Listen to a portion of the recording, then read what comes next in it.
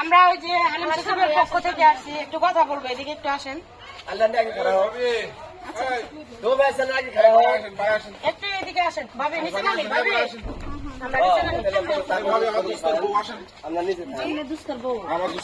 এদিকে আসেন, এদিকে আসেন, একটু কথা বলি আমরা, এদিকে আসেন। না না না, একটু না বসতে পারবেন, সমস্যা নেই, একটু কথা বলবে, কথা বলবো একটু মনোযোগ দিয়ে শুনুন। সচিবের পক্ষ থেকে দেখেন, আমি ধানের মনোনয়ন প্রার্থী, তার জন্য অবশ্যই দোয়া করবেন। এলাকার যোগ্য ব্যক্তি ধানের শেষ মার্কায় ভোটটা দিবেন।